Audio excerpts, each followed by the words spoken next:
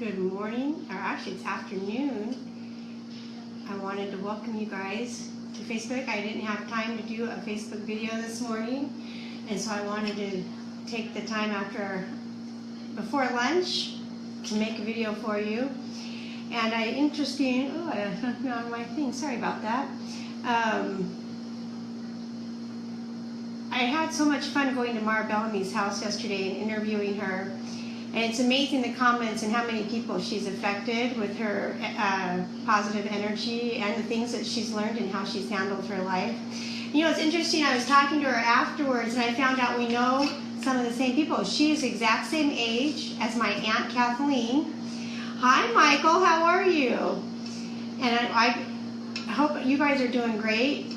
Anyway, she's the same age as my Aunt Kathleen and grew up with her. And she grew up with my third or fourth cousin Joni, who I just saw when I was in Utah.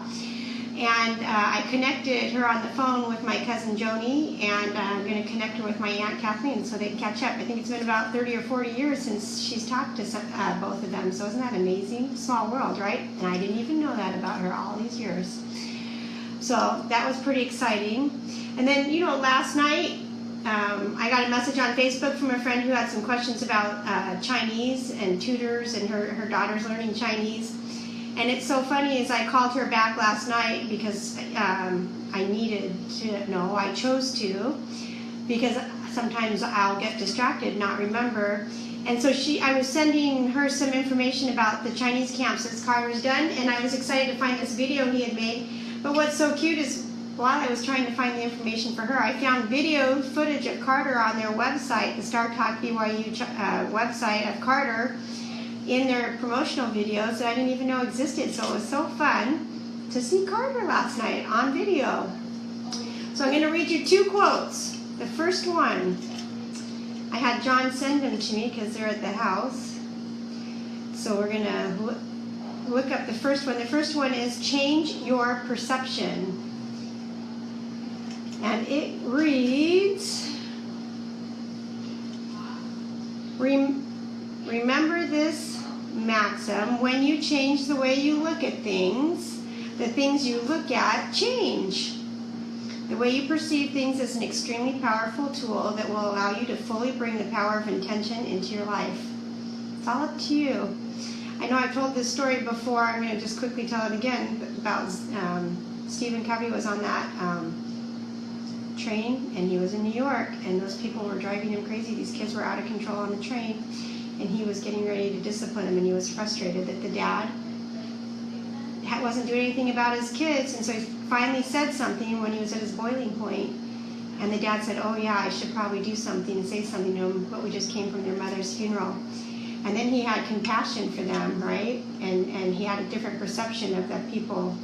So if we can learn how to do that, just like instantaneously when Carter was leaving on his mission, I had been very stressed out and pretty much anxious about him leaving.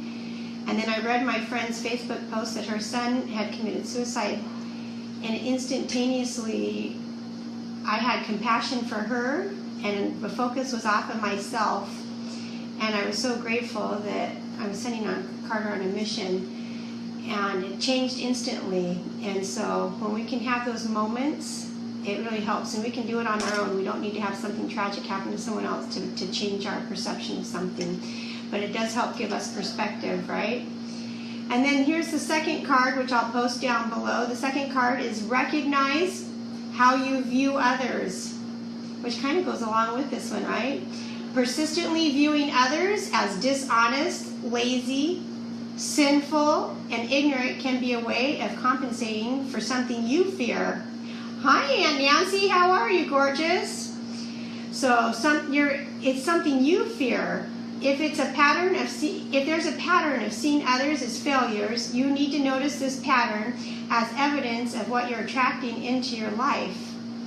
Aunt Nancy is an awesome school teacher. So by viewing people in a certain way over time, it's really a reflection of you and what you're experiencing and what you're going through. So that's the two quotes from Wayne Dyer. And then I wanted to share a Zig Ziglar quote that I just love that I found online this morning. And I'm going to pull it up really quick, so be patient with us. Here we go. This one's a great one because obstacles come, right? In fact, it's so cute. I'm going to be Friday. John and I go to see our relationship coach again on Friday. And so I had John send her a text and ask her if I could do a Facebook Live video with her and interview her. So our appointment's at 2, so I'll find out if we're going to do it before or after. But she said yes. And so you can learn about what she does and how she helps people and what her advice is for people. Anyway, here we go. When obstacles arise, you change your direction to reach your goal. You do not change your decision to get there. Zig Ziglar. I'm going to repeat that one more time. When obstacles arise, you change your direction to reach your goal. You do not change your decision to get there, right? So if stuff comes up, you have a goal and you can't seem to make it and things aren't working out right, then you change what you're going to do, right? You change your direction, maybe fine-tune what you're doing. Hey, gorgeous. And you make it happen. Reach out and get some help, right? There's people who have gone before you that can help you figure it out. And maybe you need to increase your skills. Hi, Cheryl. How are you, gorgeous?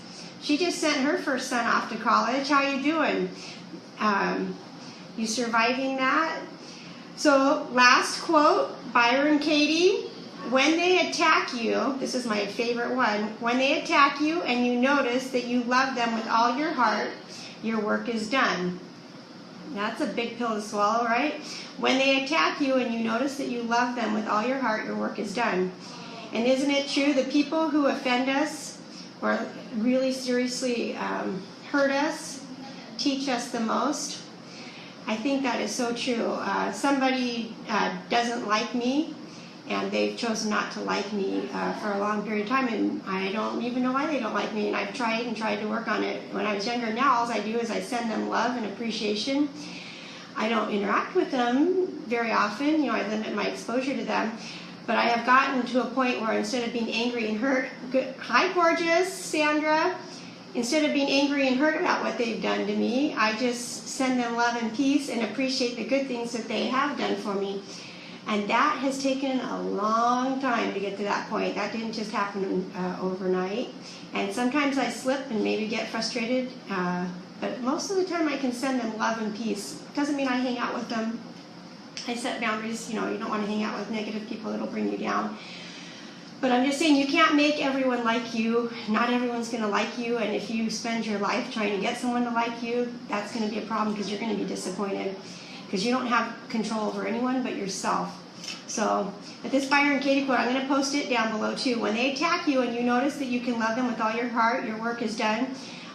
We were at the Hollywood Bowl, and Ashlyn was with us, and she hangs out with us sometimes, and always telling everyone, send love to people. And the people behind us had a little bit too much to drink, and that might not have been the reason they were loud and obnoxious, but they were a little bit out of control. And it was so cute. I heard Ashlyn say under her breath to me, we send them peace and love. And I said, that's right, we send them peace and love. We just send everyone peace and love. We don't have control over them. We only have control over our own experience, right?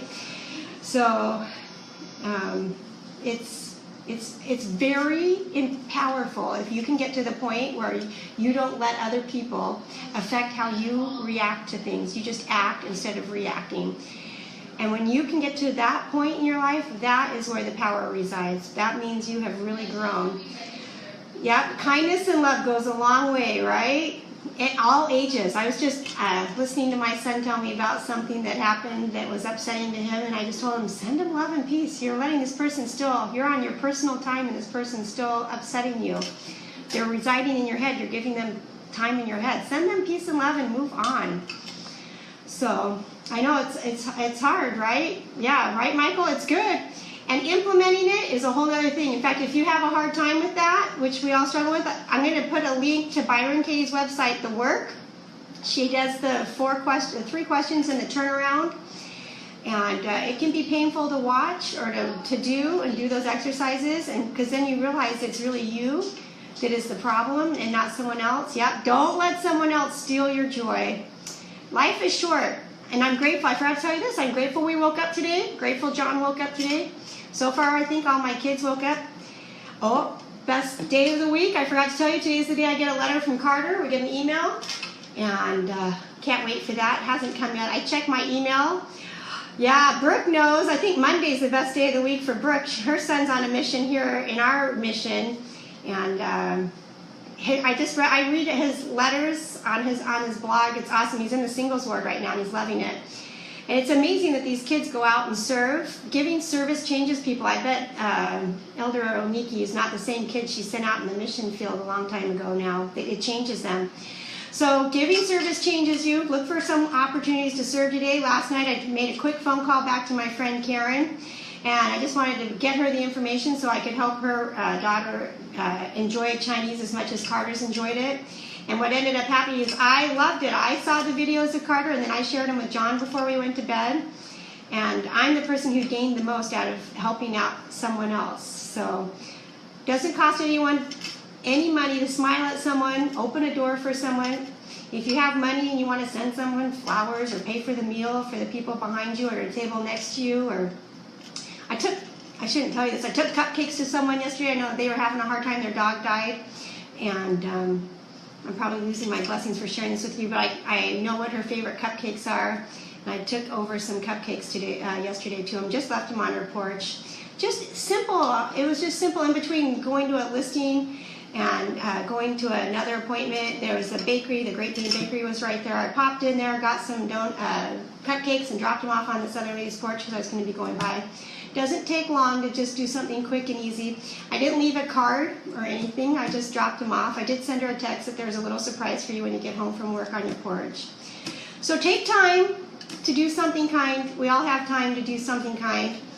You guys are wonderful. You're unique and special. Remember that.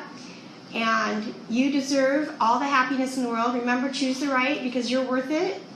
And if your goals aren't going exactly the way you want, get some help. Reach out, fine tune it. Don't just change your direction, but don't change your goal, right? Yeah, so true. When you forgive and let go of stuff, crappy stuff's going to happen to you, right? Crappy stuff's going to happen to you. Your life isn't going to go perfect. Things are going to happen. People are going to upset you. Your meal's not going to be perfect at a restaurant. Someone's going to do something to offend you. Someone's going to do something ridiculous to your kids. In work, everything's not going to go perfect. Visualize joy and peace and everything going as well as possible and say your affirmations, but just expect that there's going to be some bumps in the road, and just send love and peace to everyone because life is short. Anyway, you guys have a great day. Remember the quotes we went over. Yeah, see, 3 weeks of forgiveness, and don't you feel better, Sandra? And remember that when you change the way you look at things, the things you look at change. It's all you. Healthy mind, healthy life. And Friday, we're going to be talking to our relationship coach. Our business coach recommended we get a relationship coach, and she was out of town last week, and we love seeing her. We go see her on our way to date night. You have a great day, Cheryl, too. And forgiveness is a stretch. But you can do it, Sandra. I believe in you. Anyway, you guys have a great day. And you can forgive them today. Go to Byron Katie's website, and she will teach you how to do it. Anyway, you guys have a great day, and I will talk to you later. Share this video with someone who you think could benefit from it. And we appreciate you joining us today. Have a great one. You can do it. I believe in you, girlfriend. You could do it today, and the freedom will be yours. Go to Byron Katie's website. Tell me what you think.